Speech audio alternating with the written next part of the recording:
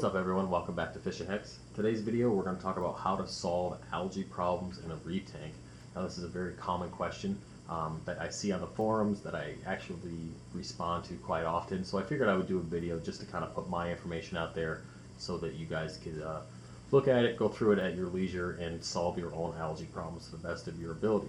So in this video we're going to cover what is marine algae. We're going to talk about some of the common causes of the algae. Then we're going to look at each one of those causes individually and break them down. Alright, and then we're going to look into what some people do that they think that they're actually solving the problem, but they're really just masking it. And then finally my approach to solving algae issues in reef tanks altogether. Alright, so what is marine algae? Marine algae is a simple plant that is photosynthetic, that feeds off nutrients and uses light to reproduce. That's it. It's very simple. It's simply a plant that uses up the nutrients in your tank and uses the lights that you have above your tank to grow and to reproduce. That's all that algae is. Let's move into the 8 common causes of nuisance algae. Now these are the 8 that I see on a daily basis. I'm sure there's plenty more out there, but these are the most common that I see on the forums and that I deal with. Alright, so number 1, TDS and the auto top off, or the water that you use to do your water changes. 2, too many fish or adding fish too quickly. 3, overfeeding your fish. 4, overfeeding your coral. 5, aquarium maintenance. Alright. 6, not skimming properly or having a skimmer that's too small. 7, adding old rock that has been used in a previous tank or not having enough rock. And 8, using unnecessary or overdosing your supplements to your reef tank. Now that we've gone over the 8 common causes of nuisance algae, let's look at them individually and break them down so we have a better understanding. So the first one we had was TDS in your water via your auto top off or your water changes. Now it's very common in this hobby for people not to have an RODI unit. I know that's kind of hard to believe, but a lot of people don't understand what it is and what the purpose of it is. So I'm going to break it down real quickly. An RODI unit is basically a multi-stage filter with a deionized resin at the end, which will give you 99.9% pure water, basically 0 TDS once it's out of the DI resin.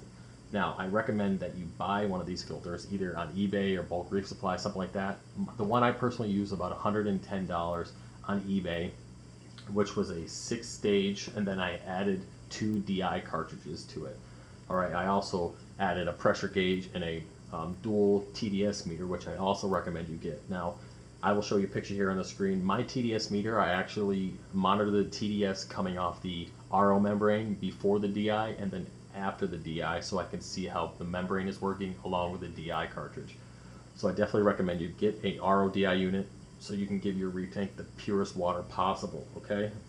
Now, to make sure that that system is working properly, again, you have to monitor it and then change the filters accordingly. Always buy extra filters and change them when they need to be changed, okay? And I'll get into a whole new video on when you have to change your filters and how to know, okay?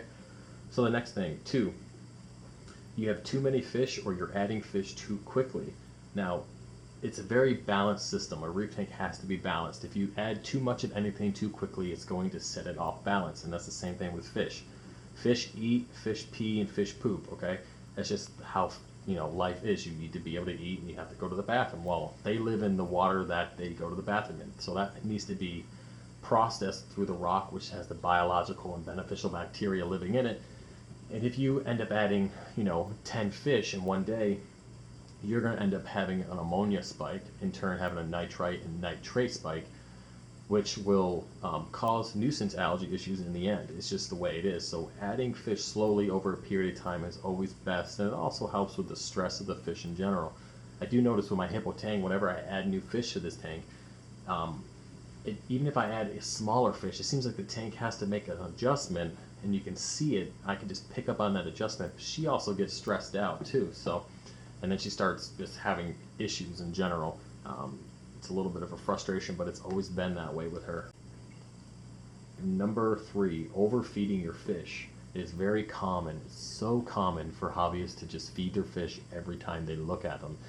Fish look hungry. That's just the way it is. They always are following you around, and it seems like they're always picking and looking for food. It's just the way fish are. So avoid that temptation to feed them every time you come to the tank. I always recommend to my clients to set a schedule.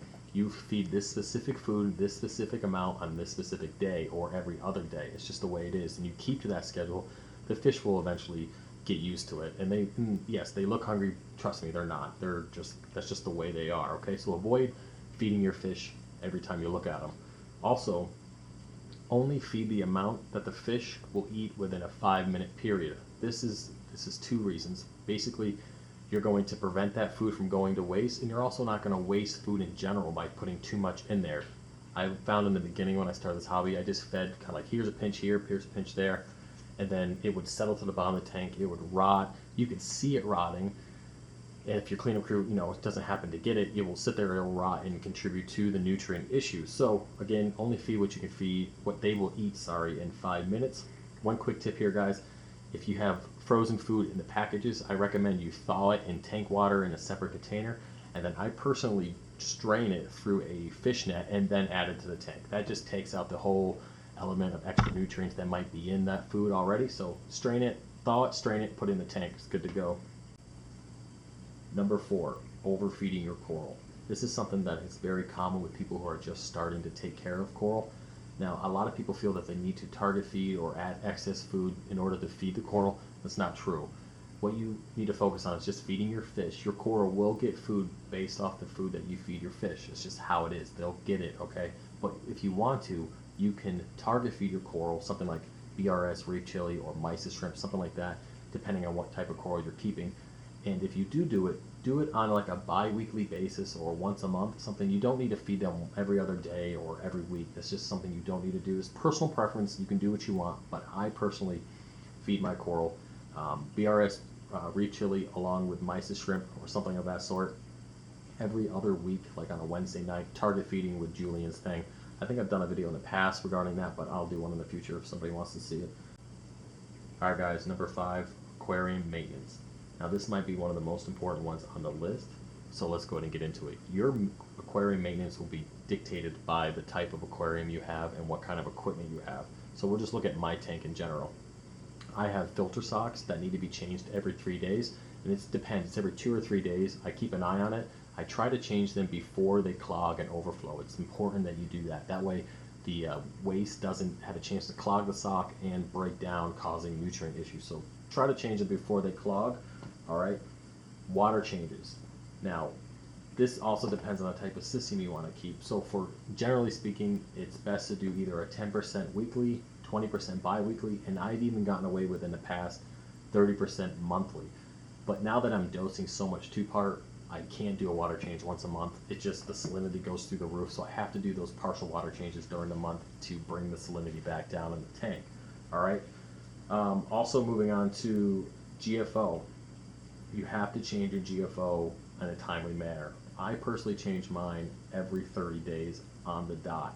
It's just the way it is. Make sure you have a good tumble through it so it doesn't turn into a solid block. I'll do a video here in the future on setting up the GFO and tumble rate and all that stuff, but make sure you change it in a timely manner. Every 30 days is pretty good. They recommend 4 to 6 weeks. It's your call on that one.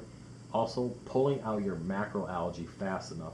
This might not seem like a big deal, but if your macroalgae is so packed in your refugium, it won't grow. So pull out the macroalgae, giving room for new algae to grow. Alright, so make sure you do that.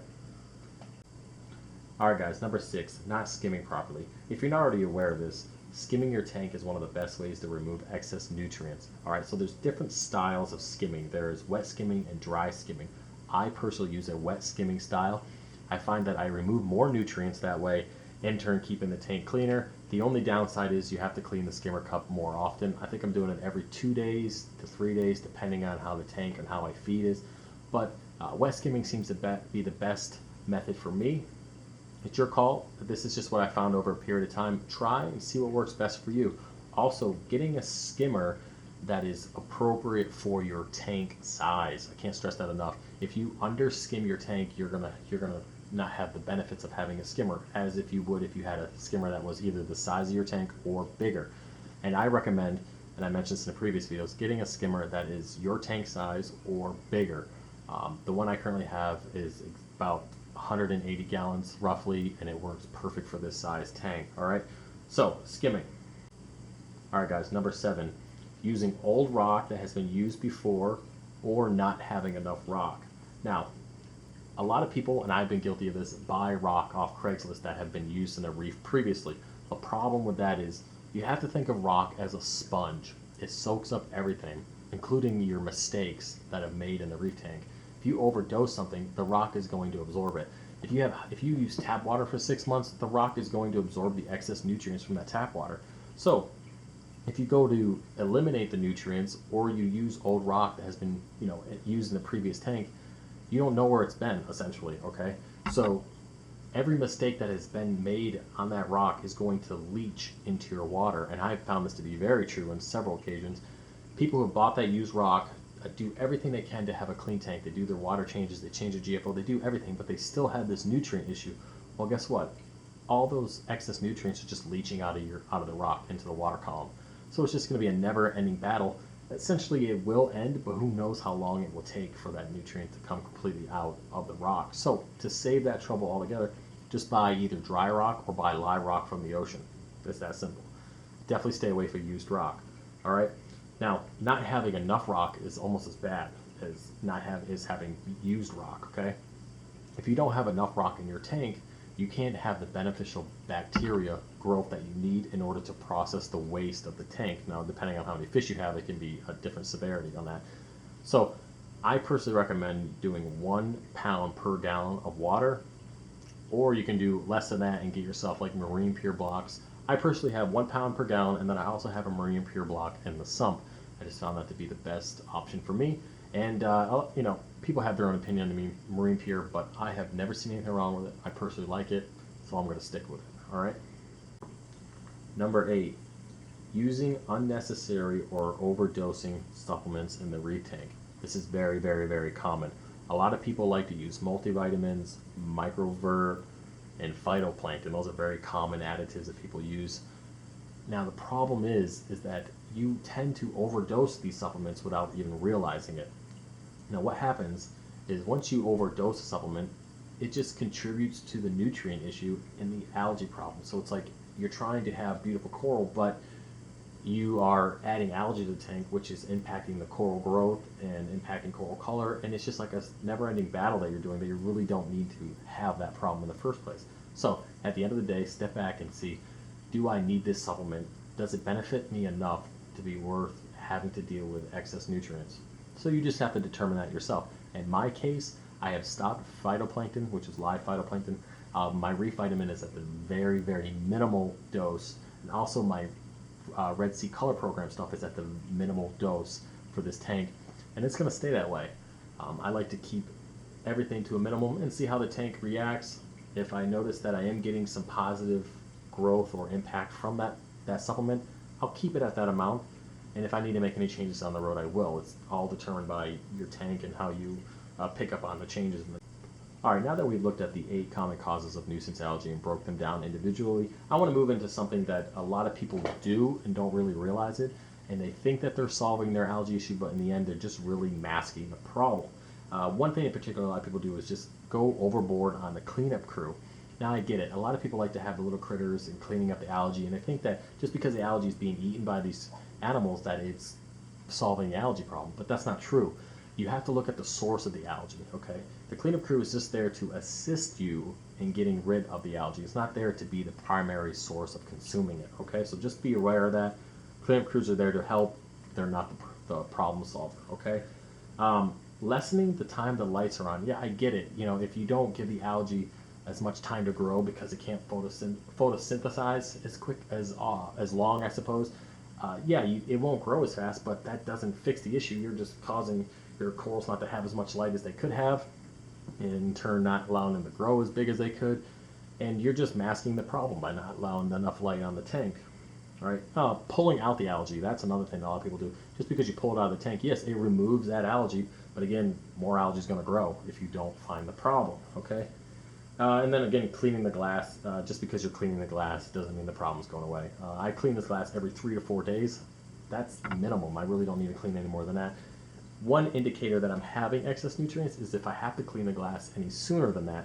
So I like to use the glass on the tank to pretty much give me a general idea of how the tank is doing. So clean the glass, at the pet stores, man, they clean that glass every day, multiple times a day, and you're like, wow, the tank looks great and clean. It's not. Usually it's not. There's just always too many fish or always too much livestock. The system really cannot be that clean. It's the outer appearance that you see that you're actually hiding.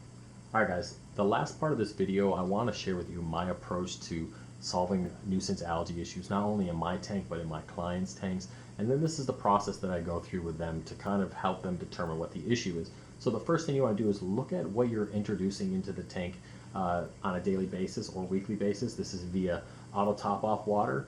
Look at the TDS that you have coming out of your water. Also look at the types of food you're adding, how you're adding it, how much you're adding it. Write all this stuff down and then go through the list individually. So if you have, put TDS or put water on there, or RO water on there, and then check the TDS, determine what the TDS is on there. Look at your feeding habits. Put how many times you feed, how much you feed, and be like, wow, am I really feeding 4 times a week 2 cubes of frozen food without thawing it properly? That's definitely could be a problem. So you might want to adjust that down to like twice a week or 3 times a week, but then thawing it properly, rinsing it, and then putting it in the tank. Those little things will add up and then in turn fix the nutrient issue. All right. So determine what you're putting in the tank, write it down, look at those things individually, and try to improve them. All right. Also look at your maintenance habits. Are you doing your water changes? Are you cleaning your filter socks on time? Are you cleaning your skimmer cup? Is your skimmer at the right level, producing the right type of skimmate that you're looking for your system? Are you changing your GFO on time? Are you removing macroalgae? These are all things that you need to look at individually to determine if they are contributing to the issue that you're having, all right? And then also, guys, it's not usually one thing. It's usually a multi-prong approach that you have to take to remove nuisance algae. A lot of people that I see, the most common things that I see are people are overfeeding and their auto top off water is dirty. And that's just one of them. Those are just like the most common things. Like, hey, I didn't even think about all this water that I'm getting from the store, from Walmart, or the water that I'm using on my RO filter. When was the last time you cleaned it? Like, these are all the things that people don't think about, but they contribute to the issue. The best thing I can tell you guys to do is make a schedule. I use Aquatic Log, guys. I have everything, like when I need to clean my skimmer, when I need to change the filter socks, feeding, all this stuff. I have it all laid out, so if I need to make any adjustments, I can look and be like, well, maybe I am feeding too much. Maybe I shouldn't feed my eel 4 silver sides 3 times a week because he's fat and wants to eat everything. I mean, these are things that you have to look at in order to fix the issue. So guys, at the all said and done, the sum of this whole video, you need to find the source in order to eliminate the problem. That's what I say on all these forums when I answer this question. You need to find the source. You can tell me your water parameters all you want. I don't care what you have for phosphates or what you have for nitrates. Those numbers mean nothing to me. You need to find the problem and fix the problem. That's it. All right, guys. So, hey, I hope this video was helpful. I hope I answered some questions. If you have any other questions or if there's anything that you do differently, put in the comment section below. Guys, there's going to be a lot of stuff coming out like this because I know that the beginner guide stuff is something that a lot of people are shooting for and a lot of people come to see. And I think that's what I'm going to focus on for a while. So I appreciate you watching. Go ahead and like, of course, comment, and definitely subscribe, guys. And I will see you next time. Later.